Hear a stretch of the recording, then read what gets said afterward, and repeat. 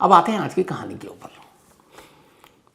छठा दिन था खुदाई का धर्मस्थला में। उस कंप्लेनेंट विसिल ब्लोअर सफाई कर्मचारी के बयान के बाद जिसने कोहराम मचा रखा है।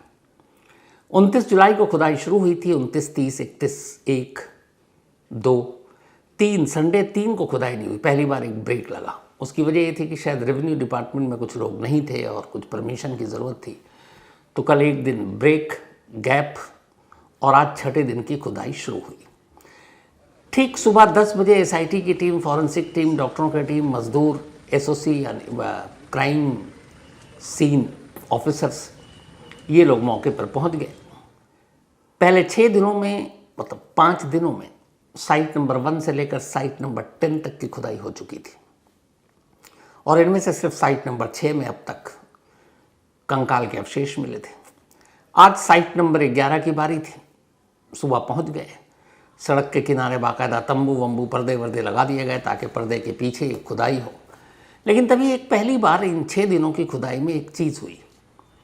जो विसिल ब्लोवर सफाई कर्मचारी है उसने एसआईटी की टीम से एक रिक्वेस्ट किया, वो ये कि सर मैंने जहाँ जहाँ पहली किस्त में आपको लोकेशन बताया, साइट बताई है खुदाई के लिए, साइट नंबर 13 तक, तो एक काम कीजिए, जहाँ जहाँ आपने मार्किंग की है सिर्फ उस जगह की खुदाई मत कीजिए, बल्कि उसके 100 फीट के आसपास की खुदाई कीजिए, 100 मीटर।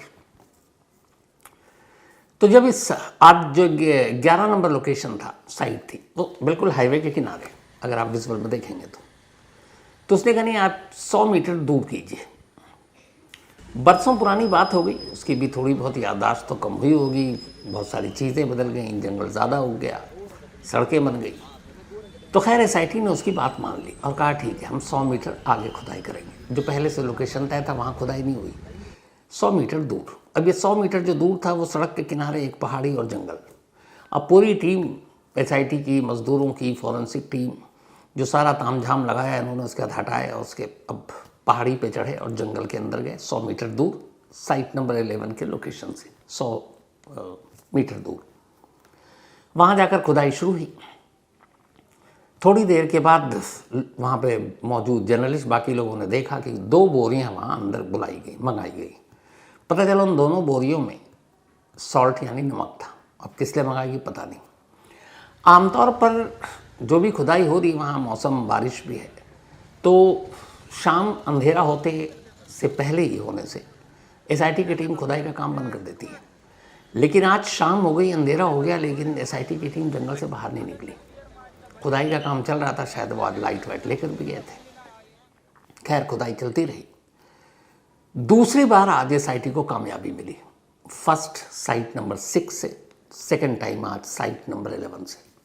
साइट नंबर 11 में इस विसिल ब्लोवर या सफाई कर्मचारी की निशानदेही पर तय जगह से 100 मीटर दूर जब खुदाई की गई तो वहाँ कुछ फीट गहरे गड्ढे के अंदर से पहले लाल रंग की एक साड़ी मिली जो फटी हुई थी। इसके बाद जो इंसानी कंकाल हैं उसके कुछ अवशेष, कुछ हड्डियां बरामद हुई। तो 11 साइट्स में से ये दूसरी कामयाबी थी। हड्डियों का मिलना, साड़ी का वहाँ से पाया जाना। फॉरेंसिक टीम ने उसको अपने कब्जे में लिया। नमक की बोरियां क्यों गई हैं अभी शायद कल तक पता चल जाए।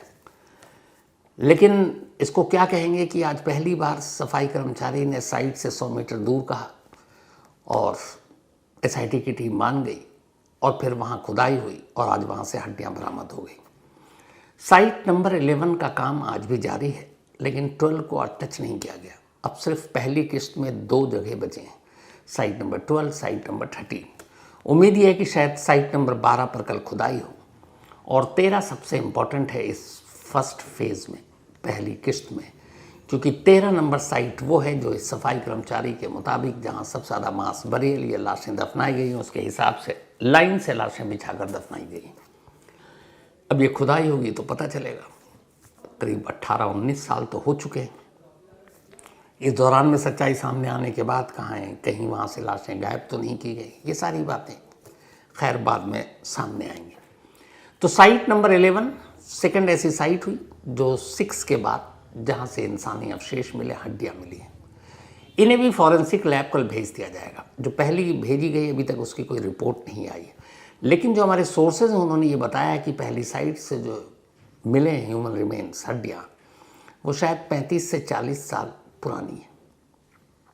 अब कहा जाता है कि धर्मस्थला में पिछले 4 दशकों से इस तरह के मामले चल रहे हैं, लेकिन एग्जैक्ट क्या है वो जब फॉरेंसिक रिपोर्ट आएगी तभी ये बताया जा सकता है।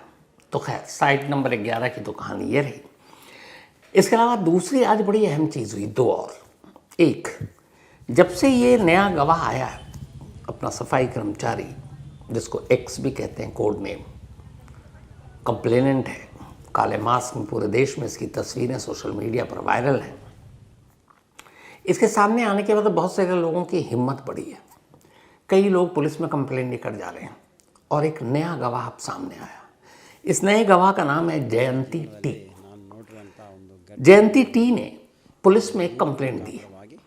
उसने कहा कि मेरा हौसला इसलिए बढ़ा है कि एसआईटी को इस मामले की जांच सौंपी गई इतने बरसों बाद, और एसआईटी कुछ ना कुछ सच्चाई सामने ले आएगी। तो पहले हम सब डरे हुए थे, लेकिन अब मुझे डरने की ज़रूरत नहीं है। मैंने एसआईटी को कांटेक्ट किया और एसआईटी ने कल मुझे बुलाया कि आप आकर अपना बयान दर्ज करें, क्योंकि खुद एसआईटी ने लोगों से अपील की है कि अगर आपके पास कोई ऐसी इन्फॉर्मेशन है, कोई जानकारी हो तो शेयर कीजिए। तो जयंती टी, इन्होंने हमारे रिपोर्टर से भी बात की, सगैरात से। इनका स्टेटमेंट ये है, इनका दावा ये है कि करीब 15 साल पहले धर्मस्थला गांव में एक रोज़ इन्होंने देखा कि एक उसी पूरे रेडियस इलाके में 13 या 14 या 15 साल की एक लड़की होगी जिसकी लाश पड़ी हुई है झाड़ियों में। वो कोई डूबने से भी मौत नहीं हुई, बाकी कुछ नहीं, क्योंकि जिस जगह लाश थी, लाश के कपड़े गायब थे, लाश कुछ दिन पुरानी थी। उन्होंने जब देखा तो उन्हें लगा कि ये कत्ल का मामला है। वो फ़ौरन पुलिस के पास गए। उन्होंने कहा साहब वहाँ पे एक लाश पड़ी हुई है। पुलिस वाले आए, उन्होंने कहा भाई अब कंप्लेंट लिखेंगे, पोस्टमार्टम होगा, तहकीकात होगी। लेकिन जयंती टी हैरान रह गया। पुलिस वालों ने कहा कि तुमने हमें बता दिया, अब तुम जाओ, ज़्यादा अपना मुंह मत खोलो। उल्टा धमकाया, हड़काया, भगा दिया। इसके बाद उस लाश को वहीं पास में दफना दिया, बिना किसी एफआईआर के, बिना किसी पोस्टमार्टम के, बिना किसी इन्वेस्टिगेशन के। जबकि जयंती टी एक चश्मदीद, एक आई विटनेस थे और उनके हिसाब से उस बच्ची का कत्ल हुआ था, और शायद कत्ल से पहले उसके साथ ज़बरदस्ती करने की कोशिश भी की गई थी। लेकिन पुलिस ने कंप्लेंट नहीं लिखा, एफआईआर भी नहीं, पोस्टमार्टम भी नहीं। जयंती टी का ये दावा है कि उनको वो जगह आज भी मालूम है जहां उस लड़की की लाश को दफनाया गया, और एसआईटी को बयान देंगे, और एसआईटी अगर चाहे तो वो उस जगह पर ले जाकर वहाँ की खुदाई कराकर उस लड़की के अवशेष वहाँ से बरामद करवाएंगे। अब जयंती टी के इस दावे के बाद एसआईटी ने बुलाया तो है उन्हें। जयंती टी ने इतना ही नहीं कहा, उन्होंने कहा कि इस धर्मस्थला गांव के आसपास ऐसी बहुत सारी हत्याएं हुई हैं और वो खुद जानते हैं। लेकिन यहाँ के लोग डरे हुए हैं, क्योंकि यहाँ कुछ ताकतवर लोग हैं। कोई भी मुंह खोलता है उसके परिवार का कोई ना कोई गायब हो जाता है, या खुद मुंह खोलने वाला गायब हो जाता है, और इसीलिए सब खामोश हैं। लेकिन अब जिस तरीके से पिछले 15 दिनों से मीडिया, नेशनल मीडिया, ये सारी चीज़ें एक एक कर दिखा रहे हैं, एसआईटी का गठन हुआ है, तो अब लोगों का डर धीरे धीरे दूर हो रहा है और वो सब एक एक कर अब सामने आ रहे हैं। तो सफाई कर्मचारी के बाद ये दूसरे गवाह हैं, मिस्टर जयंती टी, जिन्होंने ये सनसनीखेज खुलासा किया है कि वो एक विटनेस है। 13 से 15 साल की उम्र की एक लड़की की लाश जिसका कत्ल हुआ था, और पुलिस ने बिना एफआईआर लिखे हुए उसे वहीं दफना दिया, पोस्टमार्टम तक नहीं किया था। तो ये तो दूसरी जानकारी।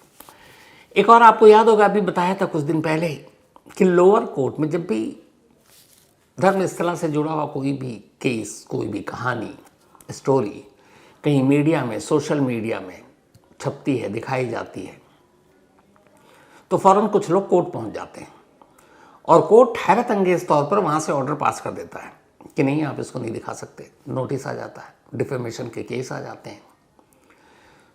तो ऐसी एक के कोर्ट ने अभी हाल में लास्ट वीक 8,283 के आसपास, लगभग 8,200 मान लीजिए,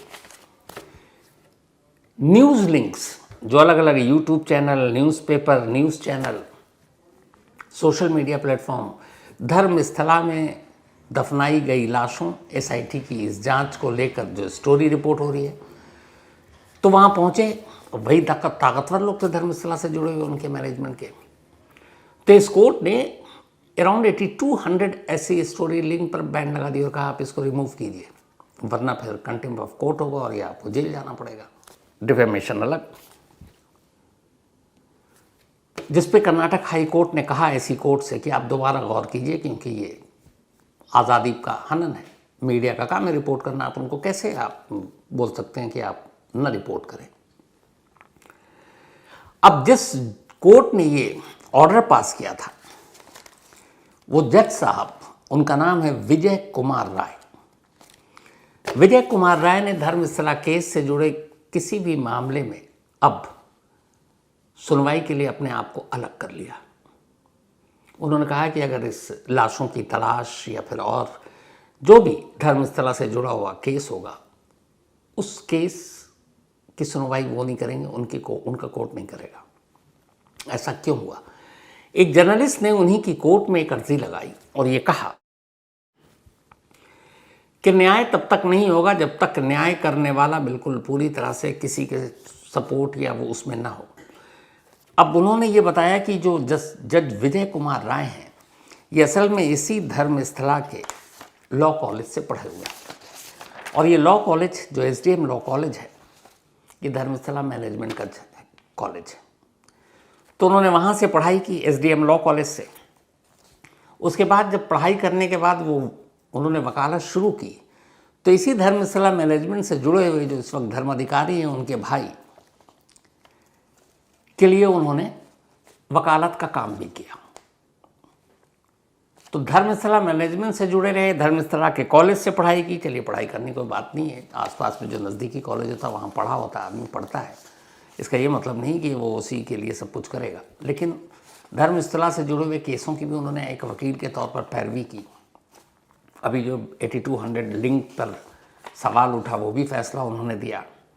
ऐसे और भी कई फैसले उन्होंने धर्मस्थला से जुड़े हुए दिए। तब आया कि ये कन्फ्लिक्ट ऑफ इंटरेस्ट वाला मामला है कि आप जिस ट्रस्ट से, जिस धर्मस्थला के मैनेजमेंट के लोगों के करीब हैं, वहाँ से पढ़ाई की, उनके लोगों के लिए आपने वकालत की, तो उन्हीं के ख़िलाफ़ अगर मुकदमा या केस आएगा तो फिर आप कैसे इंसाफ कर पाएंगे।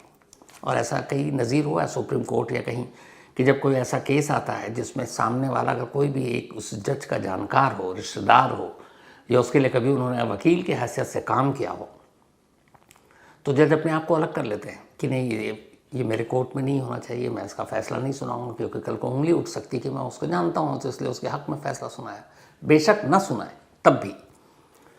तो इसी के बाद अब जज साहब ने ये फैसला किया है, जज विजय कुमार राय ने, कि धर्मस्थला से जुड़े हुए केस की सुनवाई अब वो नहीं करेंगे। अब कर्नाटक हाई कोर्ट के उस फैसले का असर है जिसमें उन्होंने इन्हीं के कोर्ट से कहा था कि आप 8200 लिंक को जो फैसला आपने दिया हटाइए। रिस्ट्रिक्शन जो है धर्मस्थला की स्टोरी पर रोक लगाने के लिए बार बार मीडिया को सम्मन भेजने और फिर ये सारी चीज़ें, शायद वो है, या फिर इन जर्नलिस्ट साहब ने जिन्होंने ये कहा कि आपका लिंक है वहाँ से, तो न्याय के लिए ठीक नहीं होगा, उचित नहीं होगा, इसलिए आप अलग हो जाइए। शायद ये भी हो सकता है। हालांकि कोर्ट में अभी धर्मस्थला की इन लाशों की तलाश की जो का मुकदमा है, इतनी जल्दी अभी जाएगा नहीं। अभी तो 13वीं साइट तक नहीं पहुँचे हैं, कल या परसों पहुँचेंगे। उसके बाद अभी तो इसके बाद करीब करीब 40+ और हैं, क्योंकि 50 से ज़्यादा साइट्स हैं, तो महीना लगेगा। उसके बाद जांच होगी, DNA रिपोर्ट का इंतज़ार होगा, देन चार्जशीट होगी, ज़रूरत पड़ी तो या क्लोज़र रिपोर्ट होगी, जो भी होगी, तब ये मामला लोअर कोर्ट में जाएगा, फिर सुनवाई होगी। लेकिन एक फ़र्क आया है इस SIT के इस कार्रवाई से कि अब तक जो लोग हिम्मत नहीं कर पा रहे थे धर्मस्थला मैनेजमेंट के ख़िलाफ़ कुछ लिखने, पढ़ने, बोलने का, क्योंकि हर खबर पर एक नोटिस, एक सम्मन, एक डिफेमेशन केस, वो चीज़ें रुक गई। लोग अब धर्मस्थला के आसपास भी मुंह खोलने लगे हैं, और जो चैनल, सोशल मीडिया या बाकी न्यूज़पेपर इस खबर से अब तक दूरी बनाए हुए थे, अब उन्हें लग रहा है कि हर जगह ये चलने लगा है, तो अब वो भी धीरे धीरे इसको रिपोर्ट करना शुरू कर चुके हैं। और अब मैं देख रहा हूँ धीरे धीरे दिल्ली में भी जो नेशनल मीडिया है उसकी भी नज़र अब धर्मस्थला पर गई है। दे रहा है, दुरुस्त है, लेकिन अब हर कोई इसको कवर कर रहा है। और शायद यही वजह है कि अब प्रेशर इतना है कि अब डिफेमेशन और नोटिस से काम नहीं चलेगा, और ये पूरी जांच मुकम्मल हो गई, जो सच आएगा वो सच सबके सामने होगा। तो सब यही उम्मीद कर रहे हैं कि जल्द सच आए, सामने आए। तो फिलहाल आज की कहानी में इतनी ही, लेकिन कहानी ख़त्म करूं उससे पहले वही अपना सिलसिला। आज बलवान सिंह खेंची साहब, इनका जन्मदिन है, तो happy birthday Balwan Singh ji. And ये भेजा है मनीष खेंची ने, उनके पिताजी हैं बलवान जी, एंड बलवान जी एक्स आर्मी मैन हैं। तो आपको सैल्यूट भी और हैप्पी बर्थडे, आप हमेशा अच्छे रहे, यही दुआ है मेरी। एंड मनीष भाई थैंक यू, क्योंकि इन्होंने अपने फादर के इस बर्थडे विश के लिए लगातार पता नहीं कितने मेल किए थे, तो इससे आपका प्यार भी झलकता है। तो all the best and once again happy birthday Balwan ji. साथ ही आज लवी बघेल का भी बर्थडे है, तो हैप्पी बर्थडे लवी। और ये राधा कृष्णा जी की बिटिया हैं। इसके अलावा पूजा पटेल, इनका भी आज बर्थडे है, तो हैप्पी बर्थडे पूजा। और ये राहुल पटेल जी की धर्मपत्नी है। जितेंद्र महादिक जी, इनका भी आज जन्मदिन है, तो हैप्पी बर्थडे जितेंद्र जी। और ये प्रीति डांगरे जी के पापा हैं, प्रीति ने ये मैसेज भेजा है, तो हैप्पी बर्थडे जितेंद्र महादिक जी। साथ ही सूरज गुप्ता का भी आज जन्मदिन है, तो हैप्पी बर्थडे सूरज। और आप हमेशा अच्छे रहें, खुश रहें। भेजा है इनके भाई हैं सोनू गुप्ता, उन्होंने। तो इसके साथ ही कहानी में आज इतने ही। अब आपसे मुलाकात होगी कल रात 9 बजे किसी नई कहानी के साथ। तब तक अपना और अपनों का ख्याल रखिएगा। Thank you very much.